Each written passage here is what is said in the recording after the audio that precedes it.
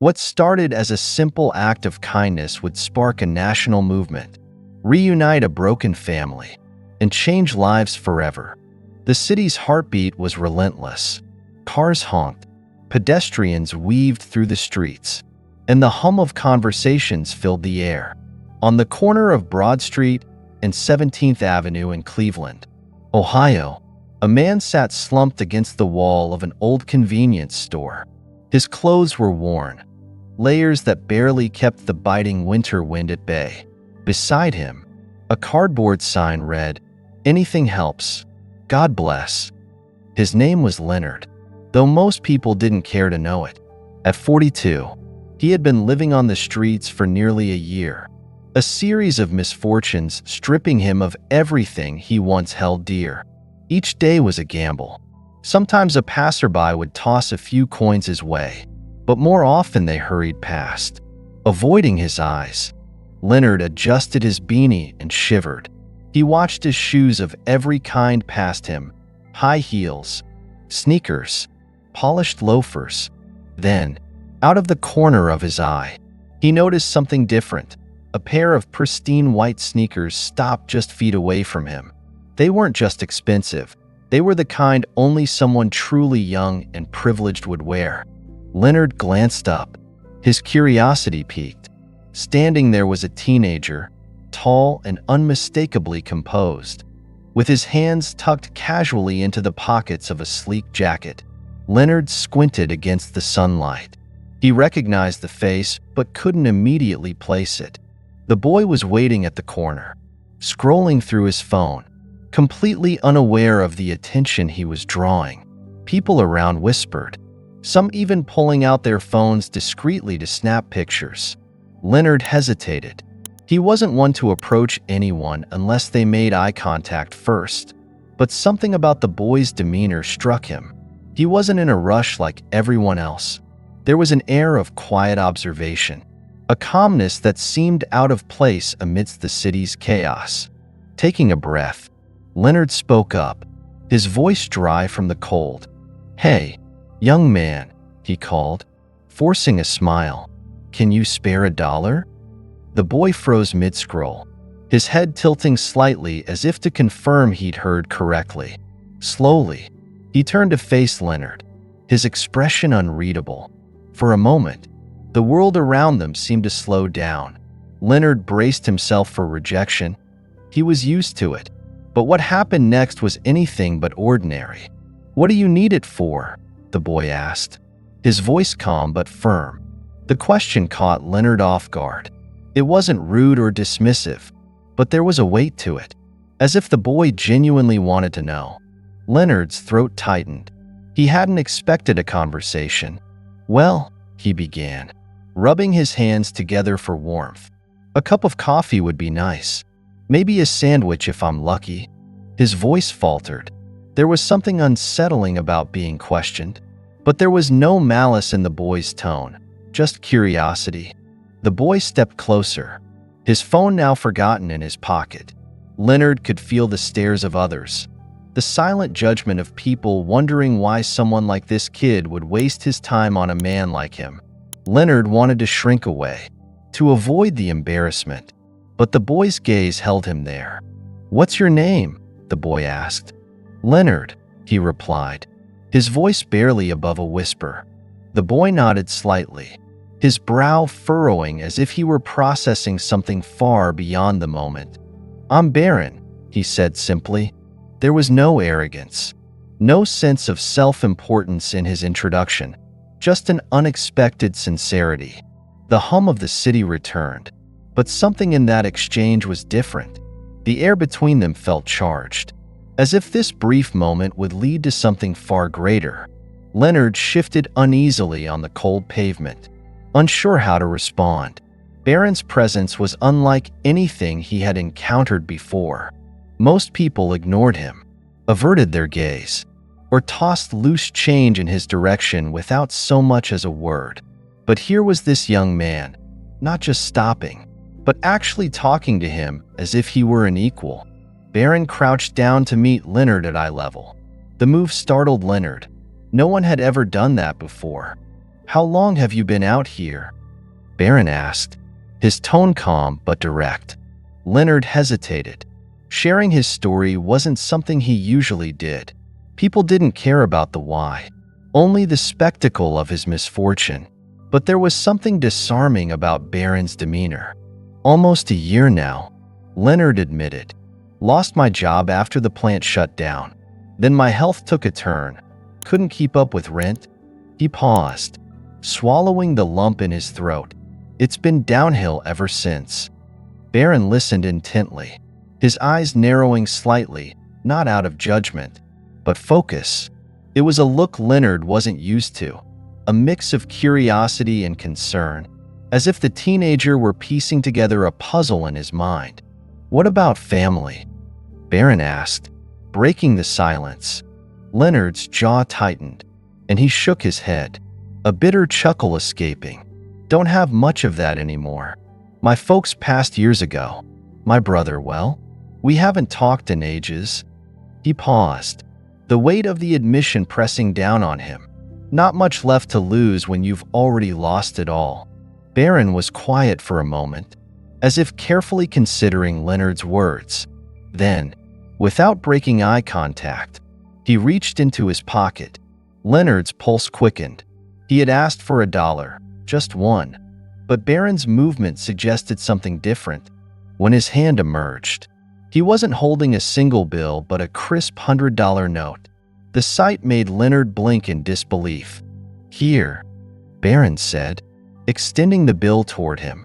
This should cover more than coffee. Leonard stared at the money, stunned. For a moment, he couldn't move. It wasn't just the amount, it was the gesture itself. Are you serious? Leonard finally managed to ask, his voice cracking. Why would you do that? Barron shrugged lightly, his tone matter of fact. Because I can. The simplicity of his answer left Leonard speechless. But before he could respond, Barron leaned in a little closer. But listen, he added, his voice dropping to a softer tone. This isn't just about the money. I want you to promise me something.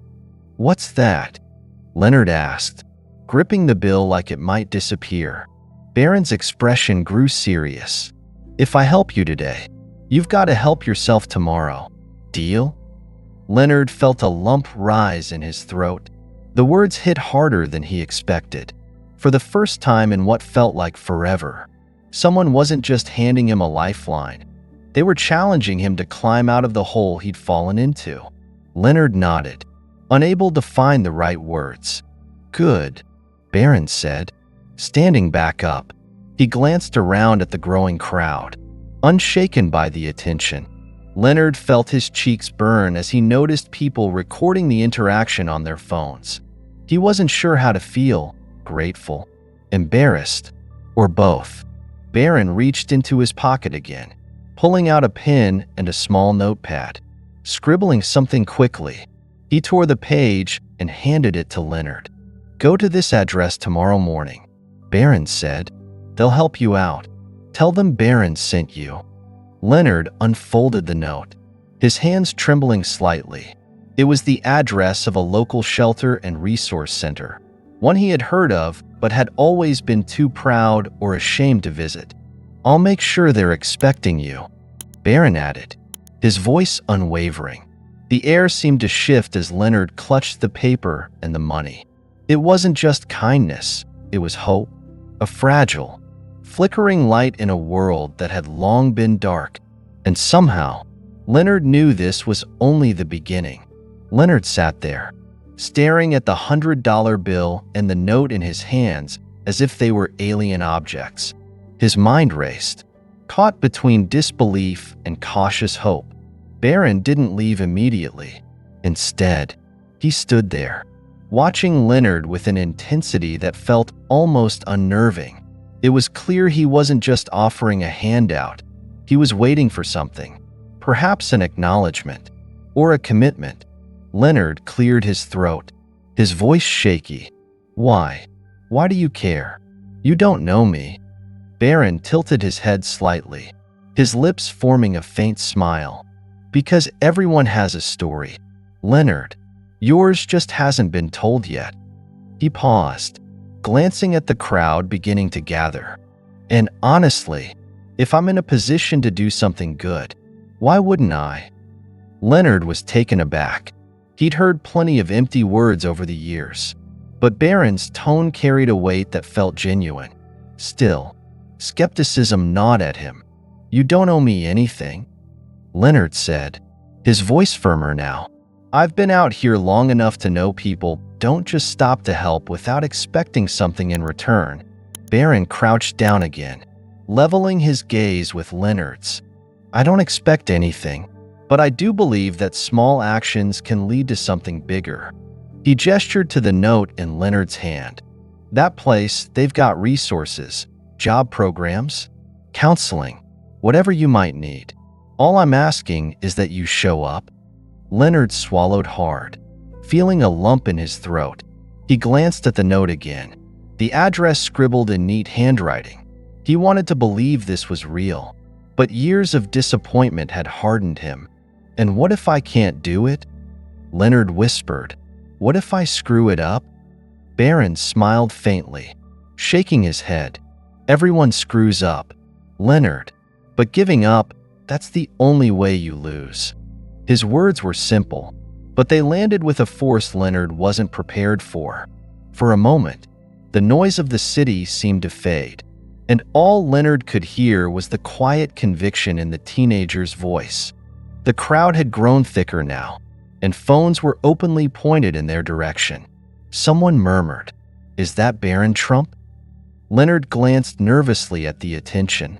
He wasn't used to being in the spotlight, and the weight of so many eyes on him felt suffocating. Barron seemed unfazed. If anything, he seemed to thrive under the pressure. His calm demeanor contrasted sharply with Leonard's unease. "Ignore them," Barron said softly, as if reading Leonard's mind. "This is about you and me right now. No one else matters." Leonard felt a strange sense of relief wash over him. For the first time in a long while, he didn't feel invisible. Someone saw him, really saw him, and cared enough to listen. "All right," Leonard said finally, his voice steady. "I'll go. I'll show up." Barron's expression softened, a genuine smile breaking through. "That's all I wanted to hear." He stood up, brushing off his knees and glancing at the crowd. "And Leonard," he added, his voice louder now as if speaking for everyone to hear, "you've got more strength in you than you realize. Don't forget that." Leonard blinked, overwhelmed by a mixture of gratitude and embarrassment. He wanted to say something, anything, but the words wouldn't come. Instead, he simply nodded, clutching the note tightly in his hand like a lifeline. As Barron turned to leave, the crowd parted for him, their whispers growing louder. Leonard watched him disappear into the city, his figure blending into the stream of people. For the first time in years, Leonard felt a flicker of something he thought he'd lost: hope. The next morning, Leonard stood outside the address Barron had given him, Hope Outreach Resource Center. It was a modest brick building on a quieter side of Cleveland, its entrance marked with a simple sign. People filtered in and out, some carrying grocery bags, others looking just as uncertain as Leonard felt. He clutched the note in his pocket, his fingers tracing its edges as if to remind himself that this wasn't a dream. The $100 bill was still tucked safely in his jacket. Part of him wanted to save it, to hold on to the generosity as proof that yesterday had really happened. But another part, the part of him that Barron's words had stirred, whispered that this wasn't just about the money. It was about the chance to start over. Taking a deep breath, Leonard stepped inside. The warmth of the building enveloped him immediately, a stark contrast to the biting cold outside. Behind a front desk sat a middle-aged woman with kind eyes and a welcoming smile. She looked up from her computer as Leonard approached. "How can I help you today?" she asked gently. Leonard hesitated, then pulled the note from his pocket and slid it across the counter. Barron sent me," he mumbled. "Said I should come here." Her eyes flicked to the paper, and a knowing smile spread across her face. "Ah, you must be Leonard. We've been expecting you." Leonard blinked, stunned. They were expecting him? "Come on," she said, rising from her chair. "Let's get you started." The next few hours were a whirlwind of unexpected activity and emotions for Leonard, leaving him dazed yet oddly hopeful. After months of feeling like a ghost wandering the streets, Leonard found himself sitting across from a caseworker who met him with a warmth he hadn't experienced in years.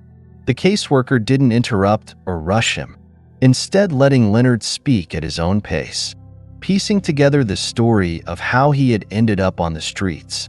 There was no judgment in their eyes, no pity, only a genuine desire to help. For the first time in what felt like an eternity, Leonard felt like a human being whose voice mattered. As Leonard spoke, he found himself sharing more than he expected. He talked about the factory closure that had cost him his job, the health issues that had spiraled out of control, and the gradual unraveling of his life. Each word felt like a weight lifted from his chest, even though the pain of reliving those moments was still raw. The caseworker listened patiently, occasionally nodding or asking gentle questions to guide him forward. For Leonard, it wasn't just the assistance they offered, it was the way they treated him, as if his story deserved to be told. Together, they began creating a plan to rebuild his life. Step by step, Leonard learned he would have a temporary bed at the shelter, a safe place to rest where he wouldn't have to worry about the cold or being moved along by authorities. He would have access to hot meals and the chance to regain some stability. A doctor's appointment was arranged for him to address the health issues he had been ignoring for far too long. From lingering injuries to the toll that life on the streets had taken on his body. Perhaps most surprising of all, they signed him up for a job training program, a prospect that both thrilled and terrified him. It had been so long since he'd thought about steady work, let alone the possibility of starting fresh, that he wasn't sure how to feel. As the hours passed, Leonard began to feel something unfamiliar, a sense that the pieces of his life, once shattered beyond recognition, were slowly being picked up and carefully reassembled. It wasn't just the practical help that moved him. It was the simple yet profound act of being treated with dignity and respect. He could feel the fog of despair that had clung to him for so long beginning to lift, if only slightly, as the first glimmers of hope took root in his heart. That evening, Leonard sat quietly on the edge of his cot in the shelter, his hands resting on his lap.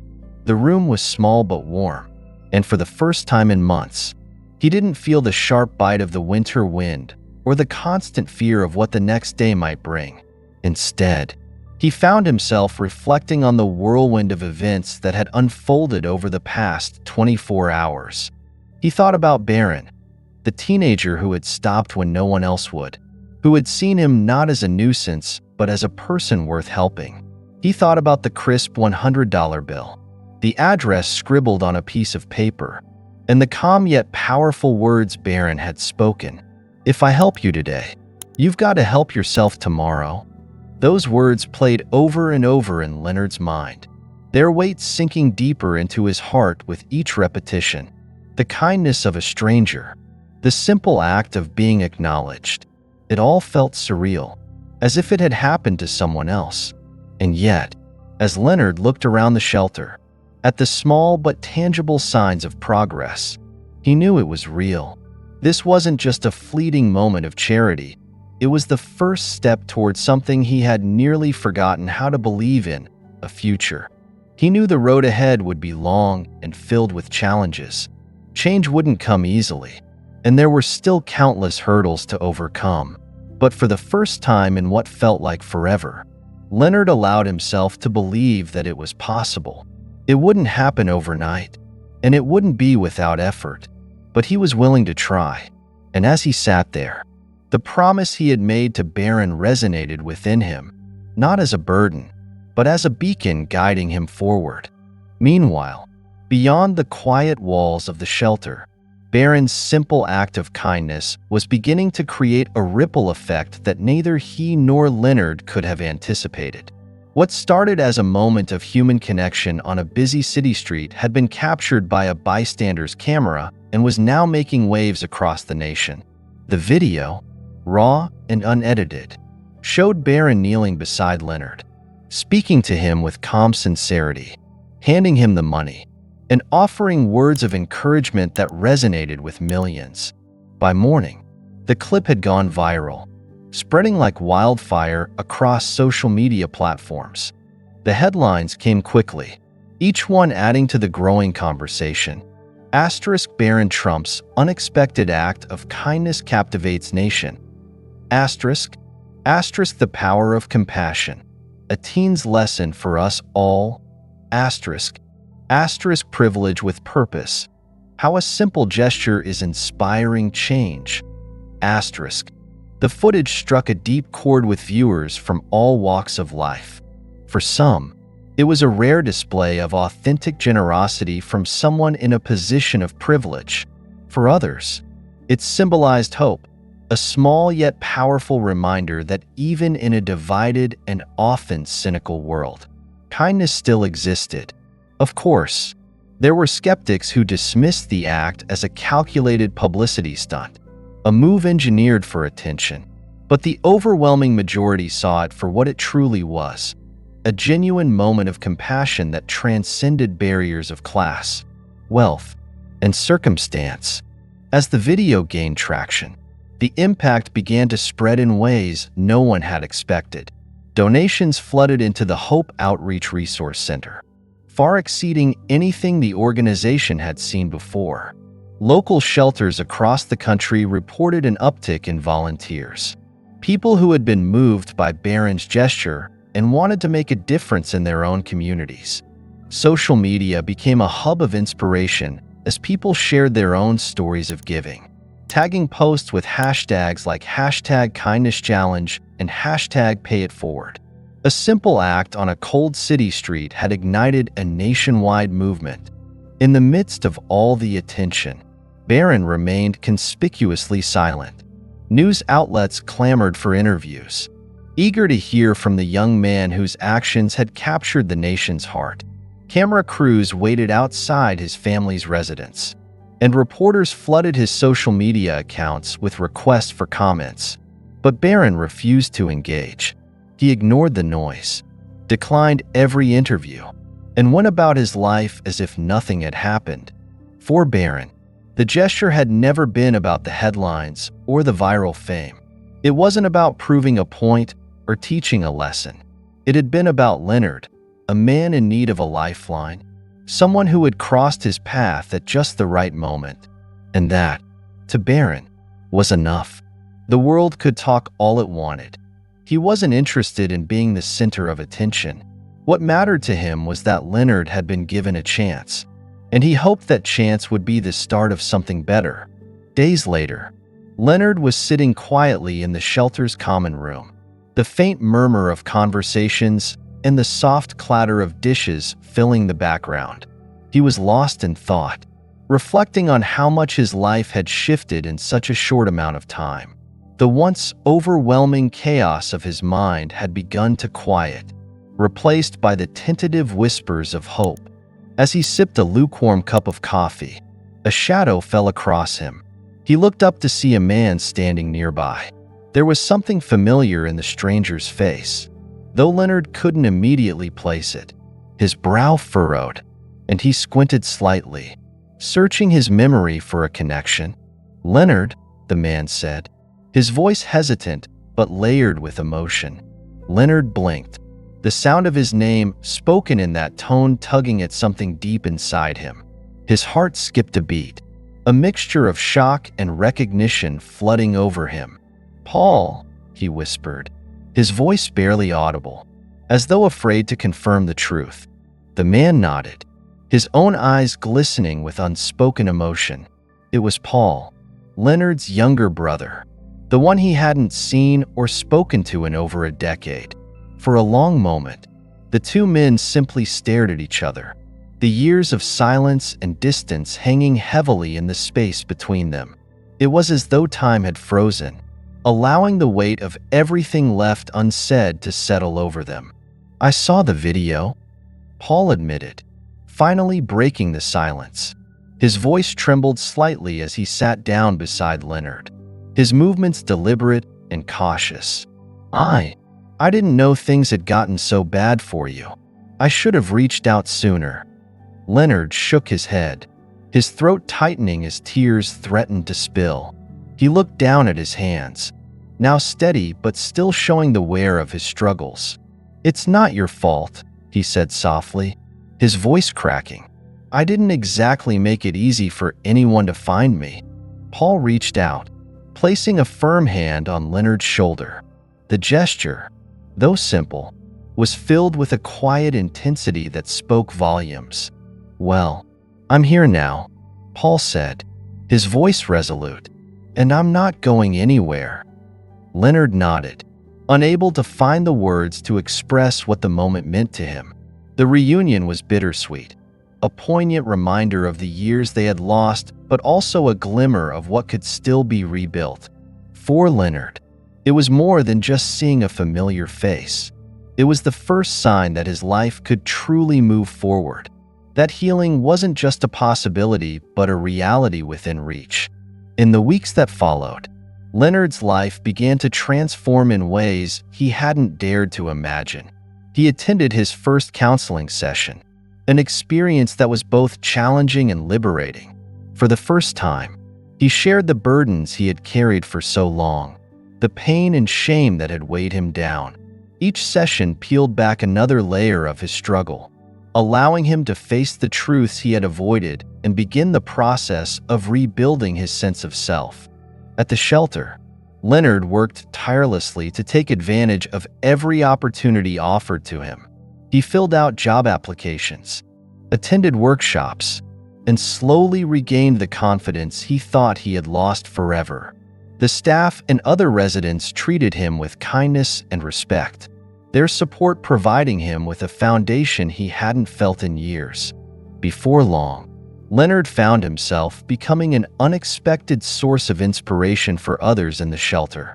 One evening, as he sat quietly reading a pamphlet about job training programs, another man approached him, a man whose shoulders sagged under the weight of his own struggles. "If you can do it," the man said softly, his voice tinged with both doubt and hope. "Maybe I can too." The words struck Leonard deeply. They filled him with a sense of pride he hadn't felt in what felt like a lifetime. It was unfamiliar but comforting, a reminder that his journey wasn't just about his own healing. It was also about the impact he could have on others. Outside the shelter, Leonard's story had grown far beyond the walls of his small room.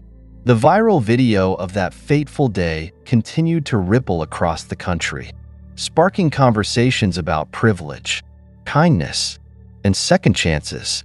Donations poured into the Hope Outreach Resource Center, enabling it to expand its programs and reach more people like Leonard. Volunteers showed up in droves, inspired by the simple but powerful message that even small acts of compassion could change lives. The nation buzzed with the impact of the video, and while Leonard was grateful for the hope it had ignited, he didn't let the noise distract him.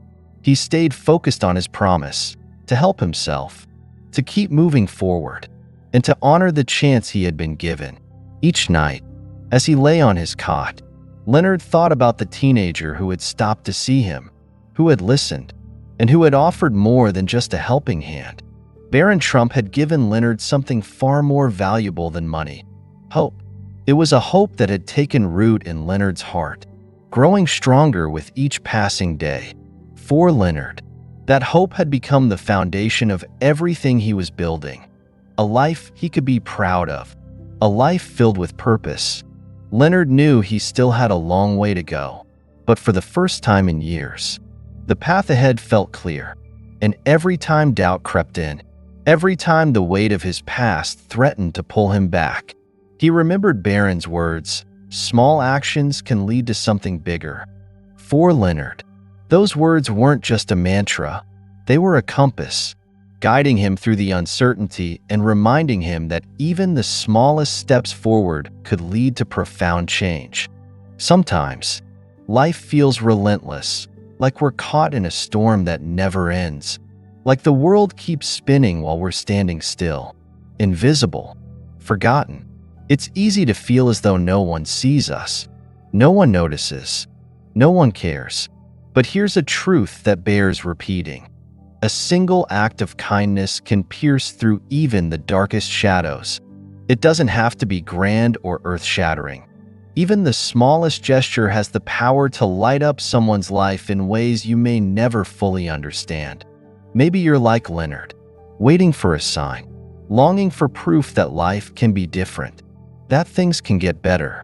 Or maybe you're like Barron, standing in a position to help, unsure if your effort will really matter, doubting whether your small act could ever make a difference. Let me tell you something important. It does. No act of kindness is ever too small to matter. A smile, a word of encouragement, a helping hand, they may seem insignificant to you, but to someone else, they might be the lifeline they need. $1 might buy a coffee, but it could also buy hope. A moment of your time might seem fleeting, but for someone struggling, it might feel like the world stopped just to acknowledge their existence. The ripples of your compassion can travel further than you'll ever know, touching lives in ways you could never predict. If you're fortunate enough to stand in a position to help, don't hesitate. Be the person who notices. Be the person who cares. Give that $1. Share those kind words. Take a few minutes to stop and really see the people around you.